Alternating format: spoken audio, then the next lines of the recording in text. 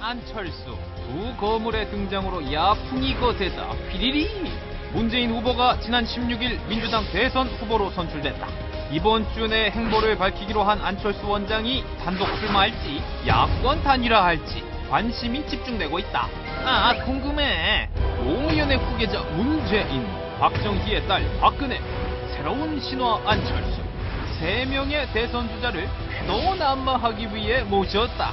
김태일 영남대 정치외교학과 교수, 김만흠 한국정치아카데미 원장, 방태순 위즈덤센터 수석연구원, 홍성걸 국민대 행정학과 교수를 박종진의 궤도난마에서 만나 박, 문, 안내 대선 정국 3파전을 파헤쳐보자. 네, 시청자 여러분 안녕하십니까? 박종진입니다.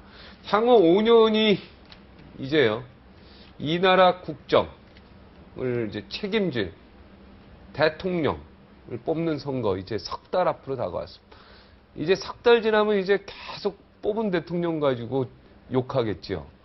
항상 그래왔으니까요. 이번에 잘 뽑아야 됩니다. 그래서 욕하지 않을. 네, 어제 민주통합당 대선 후보가 확정이 됐습니다. 그러나 이제 겨우 준준결승이 끝난 것에 불과합니다. 원래 준준준인 줄 알았는데 그래도 결선 투표가 없어지면서 준준결승이 된 거죠. 네, 이제 앞으로 준결승도 남았고 결승도 남았습니다. 앞으로 남은 석 달 상황이 어떻게 펼쳐질지 기대가 됩니다. 본격적으로 막 오른 대선전을 심층해 보겠습니다. 3명 중에 한 분이 대통령 될 것 같은데요. 네, 문, 문, 그 다음에 안 이렇게 되겠죠. 오늘 특별히 4분의 전문가 함께 하겠습니다. 아까 프롤로그에 소개한 거 거꾸로 한번 해보겠습니다. 홍성걸 국민대 행정학과 교수 나오셨습니다. 예, 안녕하세요. 황태순 위즈덤센터 수석연구원. 네, 안녕하세요. 김만흠 한국정치아카데미 원장 나오셨습니다. 네, 안녕하세요. 안녕하세요. 김태일, 멀리서 오셨네. 영남대 정치외교학과 교수셨습니다. 네. 궤도 한번 처음 오시죠? 예, 그렇습니다. 명성은 아주 명성으로 자세하게 들었어요. 그냥 편하게 계속 얘기하시면 돼요. 네, 제가 뭐 특별히 질문 큰 주제는 드리겠지만 정치하기 전에 제가 질문이 하나 있는데, 예, 하십시오. 지금 태풍 삼바 얘기하면서 삼바. 네. 대한민국에 화가 났다라고 얘기하셨는데, 네. 전 지구에 화가 난 거지. 아, 그렇습니까? 대한민국만 지금 이렇게 한국에만 재해가 있는 게 5번째. 예, 근데 그리고 4번째가 강풍. 맞습니다. 네, 그래서 물론 이제 지구에 화가 났죠. 예, 자연 재해가 지금 전 지구적으로 근데 그걸 포인트를 또 우리나라를 자꾸 향해서 다치니까 제가 자꾸 이게 그 영적 기운이 자꾸 우리가 뭘 잘못했나. 알겠습니다. 예. 스스로 반성하는 건 좋지 않습니까? 이 자연재해를 앞두고. 예. 근데 사실 이게 웃으면 안 돼. 그걸로 지금 고통받고 지금 막 사상자가 나오고 있으니까. 예. 빨리 그분들을 위해서 우리가 모금이라도 해야 됩니다. 캐도남마도 이제 앞으로 모금판이라도 만들어야 됩니다. 자, 이제 문재인 좋은 질문 해주셨습니다. 자, 좋습니다. 이렇게 가는 겁니다. 예. 문재인 후보 어저께 이제 최종 결정이 됐죠. 전 결선 후보는 갈 줄 알았는데 손학규 후보 측면에서는 상당히 아까운 저기가 아니었나 이런 생각. 자, 오늘 처음 나오셨으니까 우리 김태일 교수님께서 먼저. 전태일 열사가 이름이 같습니다. 네. 그래서 역사의 무게를 네. 많이 느끼고 있습니다. 네. 왜 문재인 됐느냐? 네. 이렇게들 얘기해야 돼요. 손학규, 경륜, 네. 김두관, 뚝심, 네. 정세균, 정책. 네. 문재인은 뭐냐? 진정성. 아, 진정성. 노무현의 상속자이지요. 네. 근데 많은 상속자들 가운데 유시민도 상속자라고 얘기했지 않습니까? 문재인은 어떤 점에서 가장 유력한 상속자가 되었느냐? 네. 그분의 진정성과 그 침착함, 네. 신사다움 그런 것이 아니었나 싶어요. 특히 신사다움. 대중들 머릿속에 남아있는 문재인은 사실은 노무현 대통령의 장례식 때입니다. 네. 그전에 문재인은 사실 큰 인상을 남기지 못했죠. 네. 아주 서거 국면에서 침착하고 책임감 있게 그 앙다문 입술, 아마 대중들은 그걸 기억할 겁니다. 네. 냉정하고 말이죠. 네. 특공대 출신. 그렇습니다. 네, 그 특공대 이미지는 그 나중에 나온 것이죠. 네네. 어쨌든 노무현 대통령 서거 국면에서 보여주었던 침착함과 냉정함, 그리고 그 진정한 울음을 참는 그 진정성, 뭐 이런 것들이 대중들 머릿속에 깊이 남아 있고 그런 것들이 아마 정치적 자산으로서 바탕이 되었다고 생각하고요. 예. 그 다음에는 사실은 이 경선이 시작되는 상황에서도 문재인이 그렇게 약진할지 몰랐습니다. 네. 경선 진행되는 과정에서 다른 후보들을 포용하고 또 여러 가지 문제들을 해결해 나가는 모습들, 뭐 이런 것들이 경선이 지속될수록 이제 신뢰가 쌓여갔지 않았느냐 그런 생각을. 근데 솔직히 말씀드리면은 이해찬 당대표와 박지원 원내대표와의 담합 아니겠습니까?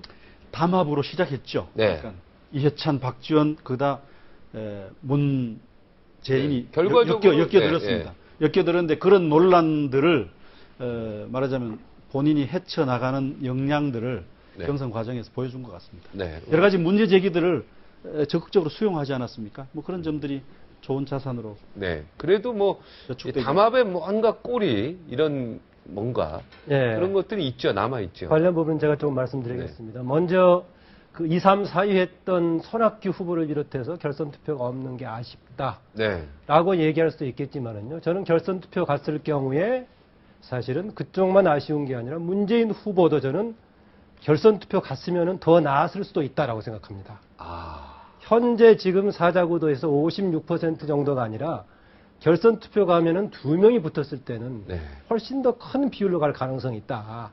그러면 당의 유권자들의 구성에서 적어도 7대 3 이런 정도 나올 가능성이 있습니다. 결선 투표 가면은. 네. 우리가 흔히 결선 투표를 예상할 때 한 세 사람 정도가 비슷하게 나눠 먹었을 때 얘기하는데 현재 이번에 민주통합당 경선처럼 한 사람이 50% 내외를 압도적으로 가고 있고 나머지가 뭐 그 한참 처진 상태에서는 결선 투표 갔을 때는 오히려 그 사람한테 쏠릴 가능성이 더 있습니다. 그러면 네. 더 정당성 기반을 더 가질 수 있었다라는 점을 먼저 말씀드리고요. 결선 투표 가는 게 문재인 후보한테 훨씬 더 유리한 할 수도 국면이 될수 있었다라는 있었다. 그렇죠. 압도적으로 그러네요. 예. 네. 그리고 지금 문재인 후보가 노무현 대통령의 후보자의 성격은 분명히 당연히 있습니다. 그 중에서도 왜 상대적으로 다른 이른바 친노, 뭐 유시민 전 대표 등을 포함해서 비해서 가지고 있던 장점에 대해서는 지금 김태리 교수께서 잘 지적해 주셨고요.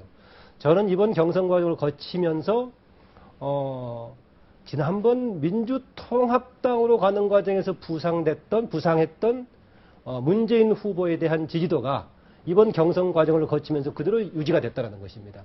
아까 노무현 대통령 서거 국면에서 특히 국민적인 관심을 끌었다라고 했었는데요. 바로 운명이란 책을 쓰면서 주목을 받았지 않습니까? 네. 서거하셨을 때 노무현 대통령의 마지막 글 중에 운명이다라는 게 들어있죠. 운명이다라고 했던 것이. 그래서 바로 서거하고 연상된 그게 굉장히 강했었고요.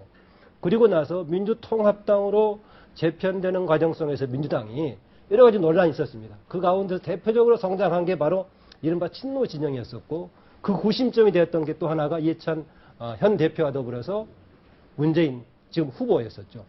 그 중간에 또 한 번의 검증 계기가 있었던 것이 뭐였습니까? 지도부 재편 과정이었습니다. 민주당에. 만약에 문재인 후보가 만약에요. 박지원 원내대표나 이해찬 당대표의 지원을 받지 않았다라 하더라도 이렇게 1등을 했을까요? 제가 그 말씀드리려고 네. 하는 다른 한 번 고비가 있었던 게 지도부 재편 과정이에요. 네. 그런데 그 지도부가 지금 문재인 후보를 뒷받침할 수 있는 그런 구조로 갔었죠. 네. 그 배경이 이른바 얘기하는 이박 담합이 있었는 이건 모르겠습니다. 마지막 이번에 경선 과정에 또 한 번의 역전이랑 역동성이 있을까라고 했었는데 경선 진행 과정이 그 이전에 여론 구조를 크게 요동치게 만드는 그런 상황이 아니었었다. 대체로 기존의 여론 구조를 그대로 반영하는 구조, 당내 세력 구조를 그대로 반영하는 구조였기 때문에 문재인 후보가 50%를 조금 넘는 이런 결과로 후보로 확정됐다 이렇게 봅니다. 만약에 이해찬 당대표하고 박지원 원내대표가 지원을 하지 않았다면 네. 지금 같은 결과가 나왔다고 보십니까? 뭐 지원을 갖다 지금 보면 당 대표인 이해찬 대표나 네. 박지원 원내대표 같은 경우는 노골적으로 지원하기는 힘들었을 겁니다. 네. 지금도 사실 노골적으로 지원하는 건 아니고 아까 조금 전에 김만원 박사 말씀하신 대로 사실 경선 과정에서 손학규, 김두관, 정세균 이 세 후보가 공통적으로 한 얘기가 뭐냐니까 이 경선 설계 자체가 좀 이상하게 됐다. 자기들한테 좀 이상하게 됐다는 얘기를 했어요. 네. 그러니까 경선 설계 자체가 당초 한 150만, 200만까지 가서 많은 그 국민들이 참여할 줄 알았는데 한 108만이 됐습니다. 108만이 되다 보니까 이른바 친노, 미곤스 등 이른바 조직표들, 이른바 모바일 조직표들이 많이 집중이 됐고 그 부분들은 뭐 박지원 원내대표나 이해찬 대표의 어떤 특별한 지침이 없더라도 어떤 친노 성향의 문재인 후보에게 끌릴 수밖에 없는 그런 사람들이 다수를 이루고 있는 것이에요. 그러니까 이 사람들 입장에서는 노사모, 옛날 노사모 그렇죠. 세력. 그러니까 노사모, 미관스도 여러 가지 있지 않습니까? 네. 뭐 백만밀란, 문성근 이런 분들이 보면은 모바일 이번에도 한번 보시면 한번 나오겠습니다만은 뭐 순회 투표라든지 대의원 투표 같은 경우는 큰 차이가 없습니다. 손학규 후보가 이겼어요. 근데 전체적으로 그래도 조금 앞섭니다. 아, 조금 낫습니까? 문재인하고 조금 앞서는데. 아, 그래요? 근데 경기 이 서울에서 역전됐고. 예, 모바일 심리에서는 압도적으로 나가고 있습니다. 그게 네. 뭐냐, 모바일 심이 한 108만, 당원 갖고는 역시 그런 어떤 그 전략적 투표를 갖다가 맡기는 좀 역부족이었다.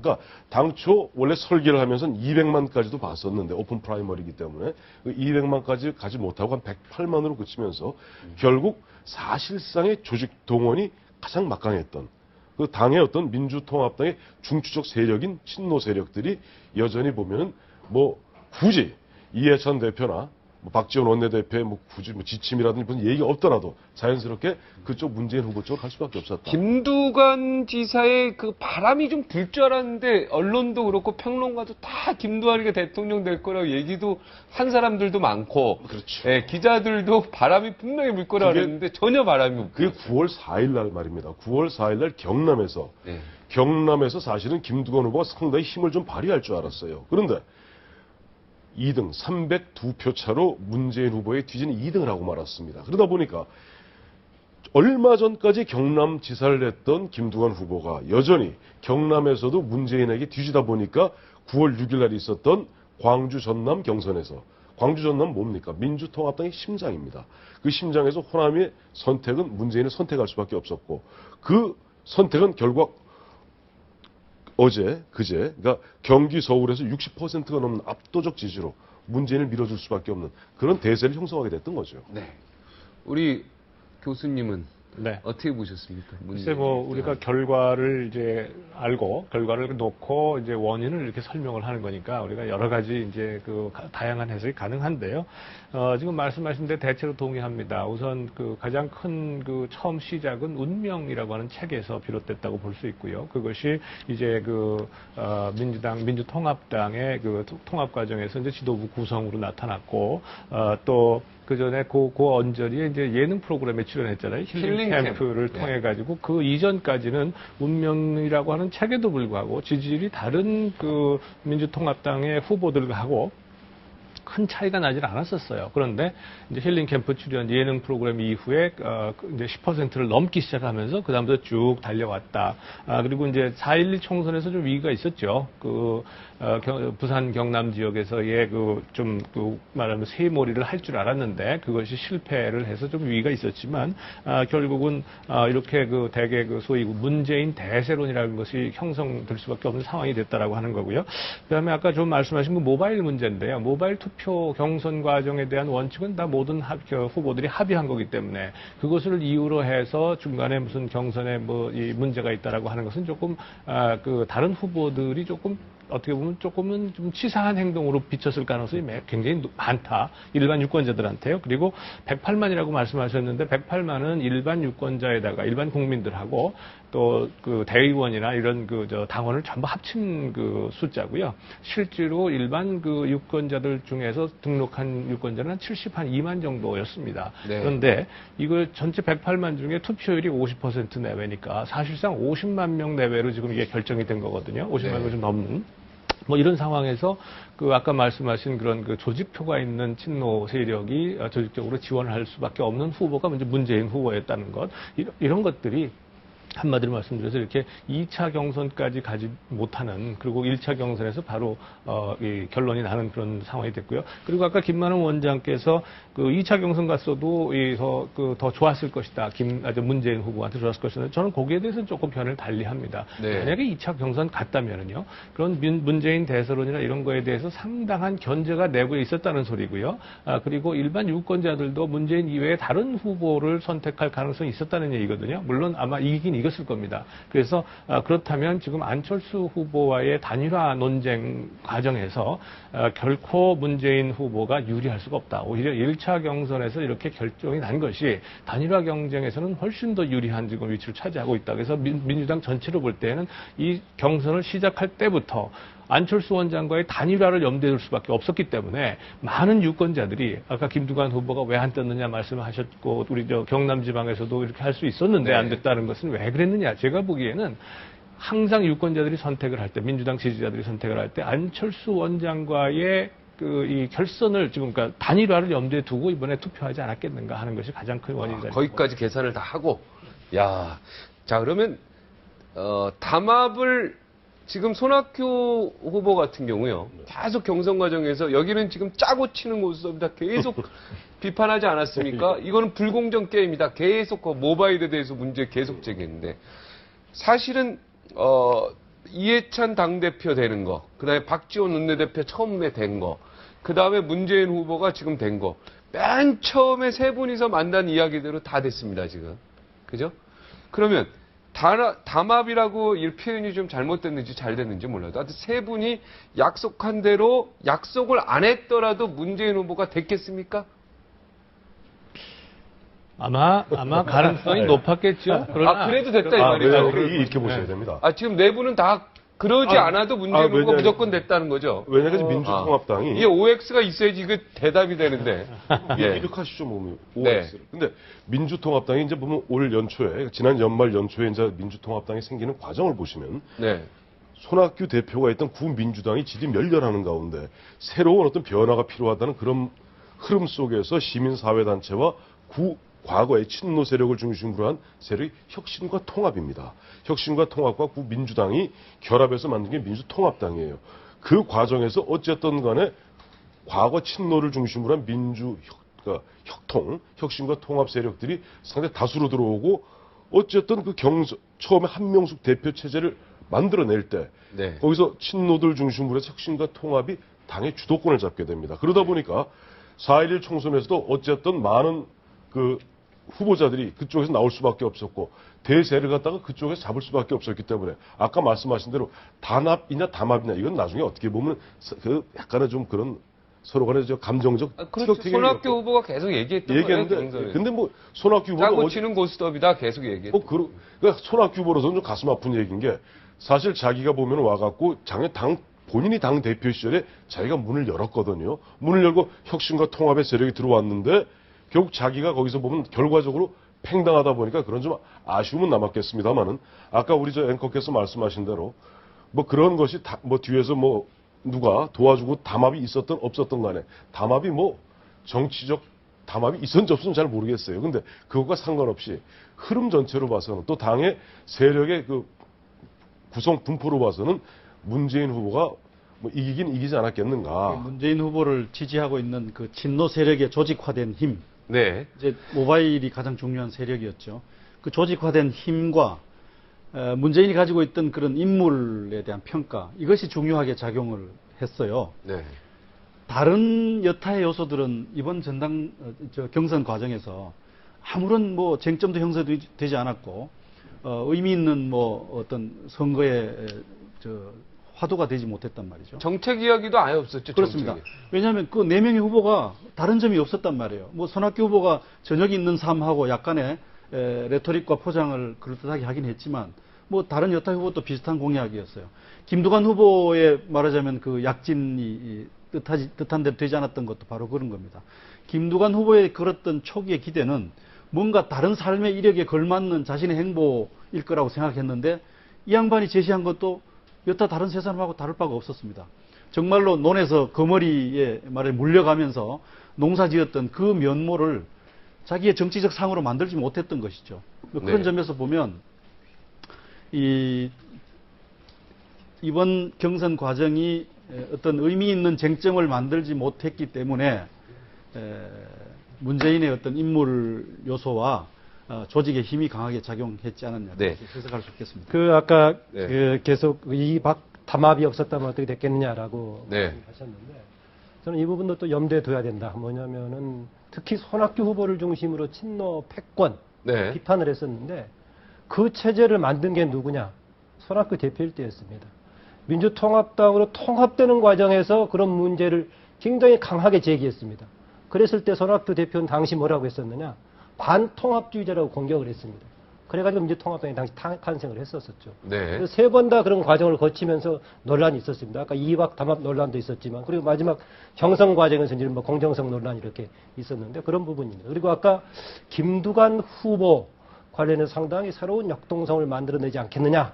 기대를 예, 쓰고 했는데 본인도 몸이 그렇게 좁다. 확신해서 경기도지사도 사직했잖아요. 저는 거기 두 네. 가지를 고려할 수 있다고 봅니다. 경남지사. 경남도지사죠. 네, 그것도 참 어떻게 보면 안타깝죠. 개인적으로 보거나 주변에서 봤을 때. 특히 얘기할 때 김두관 지사의 스토리를 얘기를 많이 하는데 그게 이렇게 경선 과정 속에서 발견됐던 사람들이 발견했던 스토리가 아니라 이미 스토리를 던지고 나서 그걸 무기화시키려고 하니까 조금 한계가 있었다는 점이고요.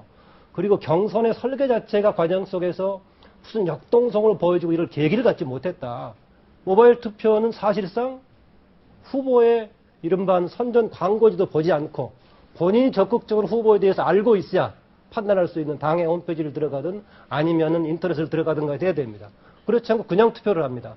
잘 아시겠지만은 지역 이웃의 현장에서의 투표도 이미 그 전날 모바일 투표가 끝난 다음에 대의원들만을 대상으로 하기 때문에 경선의 설계도 조금 새로운 역동성을 만들기에는 한계가 있는 그런 구조였다. 뭐 경선 그 내용 보시면 아시겠습니다만 실제로 가서 뭐 후보들이 연설하고 막 이러는데 이미 투표는 다 치러진 후예요. 네. 설계도 한계가 있어요. 의미가 없죠. 이런 거는 사실상 아무런 의미 없고 시간 낭비일 수밖에 앞으로도 없는 모바일 그런 투표 상황이에요. 계속 해야 됩니까? 아니 여당이든 야당이든 그거는 문제점이 저는 있죠. 뭐 늘 말씀드립니다만은 이 모바일 투표에 의한 완전 국민 경선제 오죽하면 그 진보의 정치학자의 대표적인 그 최장집 교수도 이건 사실상 집단 사기극이다 말이죠. 그러니까 민주주의 원칙에 하나도 맞는 게 없어요. 해서는 안 되는 것인데. 그거 OX 한번 합시다요, 그러면. 모바일 투표, 그거 그렇죠. 꺼내세요. 예. 거기 OX 갖고 온 거. 예, 이게 그 위에다가, 자, 모바일 투표 계속 해야 된다. 동그라미. 계속 하지 말아야 된다. X. 딱, 빨리 이게 질문할 게 많아서. 자, 예. 모바일 투표 계속 해야 된다. 계속 해야 된다. 아, 동그라미시네요. 아, XX고. 여기는 세모라는 얘기죠. 예. 예. 지금의 보완을 해야 된다는 모바일 거죠. 투표 방식을 조건부, 당연히 조건- 보완해야 된다는 조건부에 것이고요. 아, 조건부. 예, 그리고 또 당원 내려주시죠, 구조도 반영돼야 이제. 된다는 것도 몇 위에다 가지가 내려주세요. 있습니다. 저 밑에다. 동전이 이렇게 돌리면 앞뒷면이지 세울 수는 동그라미- 없잖아요. 둘 중에 하나 손으로 선택하셔야지. 잡고 있어요. 동그라미가 제 혼자니까 설명을 좀 해야 네. 되겠는데요. 모바일 투표 도입의 의미는 이런 거예요. 정당이 몇 사람의 과두 세력에 의해서 지배되고 있었어요. 그 과도적 지배 엘리트들이 대의원들을 자기 사람을 심어놓고 그 대의원들이 선거 때 모여가지고 이리저리 몰려다니면서 정당의 의사결정을 만들어왔단 말이죠. 그래서 그 대의원의 기득권, 그 민심과 위반된 대의원의 기득권을 어떻게 깰 것이냐 하는 문제의식에서 전 당원 투표제를 실시했어요. 그러니까 당원 전체가 의사결정에 참여함으로써 대의원 기득권을 깨자 하는 것이었는데 당원도 모여보니까 그렇게 많지도 않고 또 대의원과 그반 차이가 바쁘죠. 없다는 사람들이 바쁜데 그거. 네. 그래서 다 돈 벌러 나가 있는. 그래서 사실은 정당의 의사결정을 민심과 일치시키자 하는 측면에서 당원이 아닌 일반 시민들의 대거 참여를 열어버린 것이죠. 네. 열면서 이제 참여가 용이하도록 하기 위해서 모바일이라는 수단을 이제 집어넣은 거죠. 그런 점에서 보면 정당의 의사결정이 민심과 위반되고 있었던 상황을 민심과 일치시켜 나가자 하는 문제의식에 도입한 것이기 때문에 굉장히 진취적이고 계획적 의미를 가지고 있어요. 그간에 우리 한국 정당이 가지고 있던 난제들을 좀 해결한다는 근데 의미죠. 의도는 좋은데. 그런데 의도는 분명히 문제는 좋아요. 이런 거예요. 그런데, 문제는 뭐냐면 이 정당의 흥행이 장사가 되지 않으니까 일반 국민들이 많이 참여하지 않은 거예요. 아까 말씀하셨던 것처럼 여기에 참여한 모바일 세력이 아주 일부분이었단 말이죠. 그렇게 되니까 조직화되고 동원화된 모바일의 힘의 결정이 굉장히 크게 되어버리죠. 그래서 이 문제는 사실은 많은 사람들이 여기에 참여하게 되면 해결될 문제다 하는 점에서 이거를 역진시키기는 어렵다는 아니, 거예요. 그것뿐만 아니라 다만 제가 현재 제가 여기서 이제 말씀드릴게요. 실제 말이죠. 생긴 네, 문제점을 실제 해결해 말이죠. 나갈 필요는 있죠. 실제 말이죠. 네. 우리 이제 국민 참여 경선 제도라는 것이 생긴 게 2002년입니다. 당시 새천년 민주당에서 그때 새천년 민주당에서 35,000 시민 투표단을 갖다 뽑기 위해서 168만의 사람으로부터 일일 당원을 사인을 받습니다. 네. 이 168만을 갖고 컴퓨터에 입력해서 35,000을 뽑고 당원 대의원 3만 5천을 뽑아서 7만 명 선거인단을 만들어서 지역별로 배분을 합니다. 네. 그래서 이른바 각 지역, 뭐 예를 들어 서울 같으면 24%, 대의원도 24% 네. 맞추는데 지금 그때 168만이 사람들 어쨌든 모았거든요. 네. 그 168만을 모으는데 그게 과연 실제 그러면 아까 우리 김태일 교수님 말씀하신 대로 자발적으로 사람들이 왔느냐? 아니에요.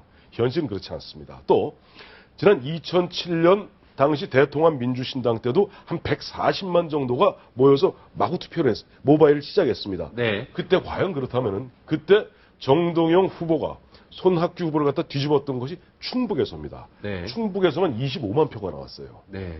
이게 과연 그렇다면 그것이 지역 비례. 미국에 보니 오픈 프라이머리 할 때는 미국에서 오픈 프라이머리는 대의원을 뽑는 겁니다. 그 후보를 뽑는 게 아니에요. 그 대의원을 뽑는 건데 네. 지금 현실적으로 과연 이번에 2012년 아까 이제 우리 홍 교수님 보니까 108만 중에 실제 사람들 모으면 한 7, 80만 된다 말씀하셨는데 과연 그 7, 80만을 갖다 어떻게 자발적으로 온 사람이냐?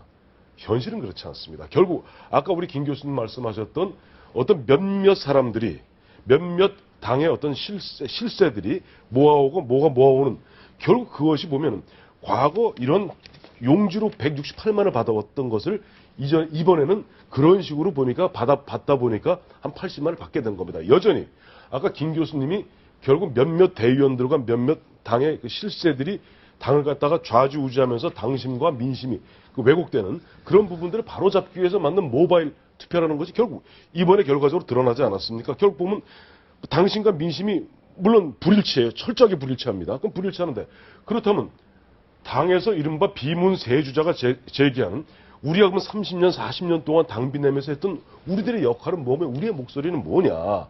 과연 그렇다면 모바일로 나갔던 그 민심들이 정확한 그 국민의 민심을 대변하는 것이냐 하는 항변에 대해서 우리 한 번쯤은 생각하고 넘어가야 한다는 의미에서 X를 들었던 겁니다. 아, 우리 황영범께서 아주 예. 이 부분에 대해 자세히 아시네. 예. 민주주의의 본질적인 문제거든요. 모바일이라는 게 지금 그렇게 우리나라의 그런 고유한 문제, 그러니까 당의 뭐 몇몇 사람들이 좌지우지하는 거 민심에 일치시키자 얼마나 생각 좋습니까? 그런데 우리나라 사람들이 잔머리가 기가 막히거든요. 잘 아시잖아요. 숫자 몇백만 모아놔도 그거 사실상 몇 사람에 의해서 움직이는 거다 그 말이에요. 근데 그거를 모바일로 하니까 기본적으로 사실상 공개 투표나 똑같은 형식이 돼버리는 겁니다. 공개 투표를 어떻게 합니까? 한번 생각해 보십시오. 그리고 많은 사람들이 어쩔 수 없이 사람들은 부탁을 하니까 등록을 하죠. 투표 안 하는 거예요. 이런 것을 그럼 계속 해야 되느냐? 저는 근본적인 문제가 있다고 보는 겁니다. 제가 관련 짧게 좀 말씀드릴게요. 네. 조건부일까요? 조건부에 어떤 요건이 필요합니까? 이유 중에 하나가요. 지금 기존의 대의원들이나 당 실세들이 지배하는 구조를 공개하게 했다라고 하는 것이 저 동의하는데 그렇다면 당 운영 자체도 공개적으로 돼야 됩니다. 이런 경선 과정은 굉장히 오픈돼 있으면서 당 조직 운영은 소수가 독점하고 패권 얘기가 나오니까 그런 개방 모바일 시스템이 소수의 권력 작용으로 이용이 된다는 점이고요. 정치 하나 더 문화가 완전히 추가드리자면, 바뀌어져야 돼요. 하나 더 추가하자면 만약에 지금 민주통합당이 핵심으로 지지 기반을 모바일로 조직화된 적극적인 참여 계층에 둔다라고 얘기하면 이대로 가도 괜찮습니다. 그런데 민주통합당의 핵심적인 지지 기반을 서민과 중산층으로 한다. 그러면 과연 이게 일치하느냐?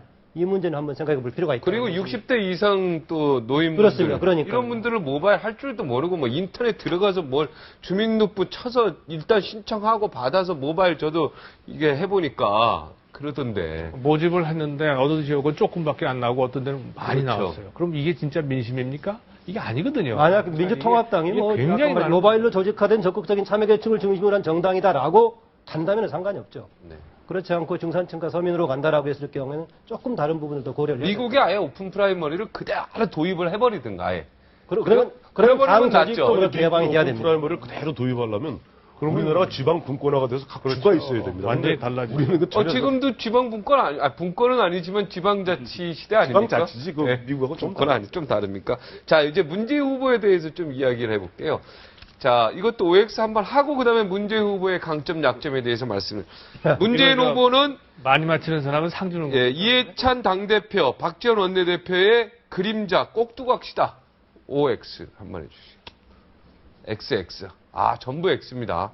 결코 문재인 후보는 꼭두각시가 아니다. 이런 얘기인데요. 카리스마가 좀 약하다 이런 지적도 있습니다. 자, 먼저 네, 김만흠 저는 원장님. 그 문재인 후보가 초기에 일어서는 과정 속에서는 이해찬 현 대표를 중심으로 한 세력의 권력 정치에 크게 작용을 했다라고 봅니다. 특히 친노 진영 중에서 대표됐던 유시민 전 대표가 통합진보당으로 가게 되면서 이쪽에 큰 야권 쪽에서 친노를 대변하는 사람이 없을 때 이른바 다시 대안으로서의 문재인 후보가 등장한 거 아닙니까? 그리고 민주통합당으로 만들어졌지만 민주통합당이 만들어지는 과정 속에서 사실은 진보 진영과의 통합을 얘기했던 것인데 그 통합을 중지하겠다고 하는 과정 속에서 중재 운동을 했던 사람들이 통합해서 민주통합당을 만든 거 아닙니까? 그때 대표적인 인물로 내세운 게 사실은 문재인이었었죠. 그리고 나서부터 컸었기 때문에. 그랬을 때 당시도 이해찬 대표 등을 중심으로 한 세력이 문재인을 차기 대권 후보로 뒀느냐 아니면 당시의 권력투쟁 속에서의 구신종으로 내세웠었느냐라고 보자면 여러 가지 논란이 가능한 부분입니다. 그런데 현재 있어서 대권 후보로 등장하는 과정 속에서는 호소하기, 꼭두각시라기보다는 굉장히 자기 주체의식을 가지고 활동하는 사람이다라고 생각을 하고 있습니다. 제1야당의 대통령 후보로 당선된 사람이거든요. 네. 절대 꼭두각시 노릇을 해가지고선 당선될 수가 없죠. 그리고 이 소위 그 이박 연대라고 하는 것도 왜 그게 생겼느냐? 사실 문재인 후보가 그때 이미 이 지지율 1위를 달리고 있었어요. 그러니까 이박 연대를 통해서 내세울 후보를 사실은 자기네들이 선택했다고 보지만 사실 다른 후보를 선택하기가 대단히 어려운 상황이었다라고 하는 것이고요.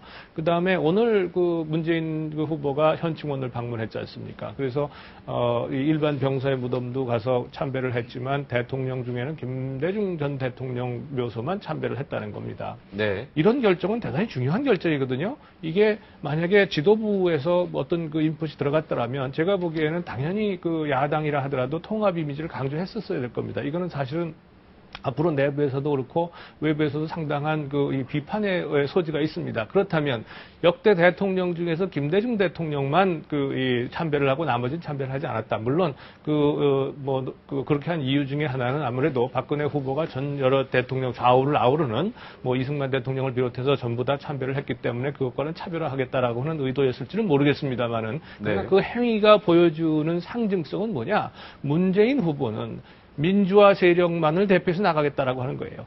이게 사실상 산업화 세력이나 건국 세력에 대한 선전포고나 마찬가지입니다. 이러한 사실은 굉장히 편협한 지금 사고를 보여준 거거든요. 이것을 만약에 지도부가 있었다면, 제가 보기엔 지도부가 강한 영향력을 발휘했다면, 그렇다면 적어도 상징적인 측면에서 이러한 행보를 안 했을 것 같아요. 근데 그런 면에서 보면 절대 꼭두각시 아니다. 잘한 겁니까, 근데? 제가 저는 개인적으로 참 잘못했다고 보죠. 왜냐하면 어느 쪽으로 가든지 간에 개인적으로 잘못한 거죠. 예, 저는 잘못했다고 보는 거죠. 왜냐하면 대통령은 민주화 세력 혹은 진보 세력만이 국민이 아니에요. 모든 국민을 전부 포용해야 되거든요. 생각이 다르건 가치가 다르건 이념이 다르건. 근데 상징적으로 지금 문재인 후보는 저는 후보가 되면서 가장 큰 실수를 처음 지금 저질렀다고 좀 생각을 합니다. 네. 시간이 근데 그렇죠 보면은 시간이 모자라서 못 간 겁니까? 네. 그런데 그걸 선전포고까지 좀 얘기하기는 좀 그런 것 같고요. 이런 거죠. 일반적으로 그런 그냥, 오해를 불러일으킬 수 있다. 근데. 현충원에 참배하는 가운데 특별하게 지금 DJ 진영이 좀 메시지를 강조하려고 하다 보니까 그 하나만 추가로 좀 갖지 않느냐 이런 느낌도 있습니다. 그래도 조금 아쉬움이 있긴 있죠. 보수 국민도 국민인데 아까 지금 홍성걸 우리 홍 교수님 말씀하신 그 부분도 조금 아쉬움. 아니 근데 이제 그런 거죠. 지금 보면은 네. 이야기는 좀 문재인 후보가 과연 꼭두각시냐 이 이야기하다 갑자기 또 하다 보니까 이게 그래요. 보면은 사실 아까 홍 교수님은 올 1월 달에 보면은 문재인 후보가 10%가 넘었다고 그러는데 그건 다자 대결 구도에서 그랬던 것이고 양자 대결 구도 보면 제 기억에는 1월 달에 힐링 캠프 나오고 그 당시 이제 우통 벗고 복근 보이고 특전사 보이고 격파 시범하다가 손 다치고 그러면서 1월 말 가서는요. 그때 마침 보니까 지난해 12월 1일 안철수 교수가 무슨 얘기를 하냐면은 나는 내년 총선, 올해 4.11 총선이죠. 내년 총선에 강남에 출마하지 않을 것이며 정당도 만들지 않을 것이다 얘기를 합니다. 네. 그러면서 안철수 교수에 대한 지지율이 많이 떨어지기 시작해요. 그때 문재인 후보가 이제 손도 다치고 하니까 박근혜 후보하고 양자 대결 구도에서 거의 비슷한 지경까지 올라갑니다. 즉 무슨 이야기냐니까 손학규 후보 같은 경우는 예전에 예전에 경기지사 할 때 노무현 당시 대통령을 향해서 경포대라고 얘기하셨던 분입니다. 즉 경제를 포기한 대통령이라고. 네. 때문에 친노 진영에서는 손학규 후보를 갖다가 자기들의 어떤 대표 선수로 덜렁 추대하기에는 괜히 심리적 부담이 있는 건 사실입니다. 그런 상태에서 문재인 외에는 다른 대안이 없었던 거예요. 친노 진영 쪽에서는. 네. 즉 이해찬 당 대표를 비롯한 친노 그 당시 한명수 대표 체제입니다만은 문재인 후보 외에는 달리 대안이 없었기 때문에 문재인 후보를 옹립한 것이지 그것이 뭐 문재인 후보가 뭐 그들의 꼭두각시나 그런 것은 아닌 것 같고요. 이런 거 있었습니다. 지난 그 5월 달로 기억합니다만은 당시 이제 문재인, 이해찬 그리고 박지원 뭐 삼각 연대 삼자 뭐 담합 얘기 나오고 담합이냐 얘기 나왔을 때 박지원 원내대표가 원내대표 당선된 다음에 첫 일성이 뭐였냐면 이거였습니다. 강을 건너면 배를 부순다. 사공은 강을 건너면 배를 부순다. 그러면서 앞으로는 자기가 무슨 친노 쪽하고 그쪽만 보는 것이 아니라 당 전체의 원내대표로서 역할을 하겠다 하는 얘기를 했습니다. 아마 문재인 후보도 같은 생각일 겁니다. 본인이 이번에 어쨌든 대통령 후보가 되는 데는 어쨌든 친노 진영이 적극적 지지가 있었기 때문에 가능했는 건데 이제는 친노만 갖고 친노의 색깔만 갖고 앞으로 석 달 후에 다 있을 대선에 나갔다면 자칫하면 손학규 후보가 그토록 얘기했던 박정일의 노무현 이 대결 프레임에 갇히게 되면 굉장히 위험해집니다. 때문에 그런 색깔을 갖다가 극복하기 위해서라도 뭔가 어떤 문재인 후보는 언제까지 얘기하실 거예요? 예. 저도 좀 짧게 얘기하죠. 저도 얘기 예. 좀 할까요? 네. 그 이박과 문은 따로 갈 겁니다. 그러니까 문재인은 이제 자기 길을 가겠죠. 그렇죠. 사실은 문재인 후보는 좁게는 친노의 기획 상품이죠. 자기가 대통령 될 생각도 없었고 정치하려고 하지도 않았고 안 하겠다고 발버둥 쳤는데 나왔어요. 친노의 기획 상품이에요. 그 다음에 또 조금 더 넓혀본다면은 박지원, 이해찬, 문재인의 말하자면 기획 상품이죠. 네. 그러니까 호남 박지원, 충청 이해찬, 또 영남 김대중 문재인 이렇게 되는 거 대통령 아니겠어요? 노역만 간 거에 대해서는 어떻게? 그거는 갈 수 있다고 생각합니다. 거기만 갈 수 있다. 박지원 후보는 박지원 후보 아니라 박근혜 후보는 다 갔죠. 아니죠. 전두환 노태우 씨를 찾아보지 않았죠. 자기 자유입니다. 자기 자유, 그거는 자기 메시지를 얘기하고자 하는 것이고요. 그러면 전두환 노태우를 안 간 박근혜의 이유가 있지 않을 거 아닙니까? 마찬가지로. 그러니까 제가 말씀드리는 예. 게, 김대중 대통령 묘소만 참배한 것이 문재인 후보의 메시지다 그 말씀이에요. 그렇죠. 그러니까 왜냐하면 그것이 뭐냐 하면 결국은 나는 민주화 세력 혹은 뭐 호남 이런 세력에 대해서 지금 이걸 바탕으로 대선 출마한다는 걸 신고하는 거나 마찬가지거든요. 나는 이렇게 해석하죠. 그러니까 반대로 본다면, 반대로 해석을 하게 되면 보수 우파 세력에 대해서는 상당한 거리를 두는 것으로 보여질 수 있다 그 말이에요. 그러니까 상징성으로 볼 때에 자칫하면 보수 우파 세력이 이거 우리한테 선전포고하는 거하고 같다라고 받아들일 가능성이 매우 높다는 겁니다. 그래서 전략적으로 볼 때 굉장히 문재인 후보의 오늘 행보는 실수다, 실책이다 이렇게 보는 겁니다. 문재인 후보는 이렇게 생각했을 겁니다. 현충원이라고 하는 대통령을 포함한 전체 국가 보훈의 그 영령들을 위해서 일단 하고요. 추명하고 그래서 특별히 김대중 대통령을 찾은 것이죠. 뭐 그렇게 얘기했죠. 일반 그렇게- 병사에 먼저 하고 나서 그렇지 않습니까? 추가로 거기 갔다고 얘기가 나온 거예요. 추가로 간 겁니다. 일반 병사에는 누구나 합니다, 먼저. 그러니까요. 그거 안 하면 안 되죠. 추가로 간 것이기 때문에 그것을 선전포고라고 한다든지 또 나머지 다 그런 오해 배제한다고 하는 가능성이- 것은 오해. 아까 메시지라고 지나친 분명히 해석입니다. 동의하셨으니까 네. 저도 굉장히 이건 그런 큰 메시지라고 이런 메시지 동의하거든요. 전략이죠. 이런 메시지를 주고자 하는 것이죠. 난 특별히 김대중 대통령의 위협과 김대중 대통령이 추구했던 가치에 대해서 난 굉장히 존경한다. 도표하겠다. 네. 다른 사람. 자, 다음 이제 결승의 티켓 그리고 과연 박근혜 후보는 어느 분, 문재인이냐 안철수냐 어느 분을 더 부담스러워할까? 이런 이야기 좀 나눠보겠습니다. 30초 후에 다시 돌아오겠습니다.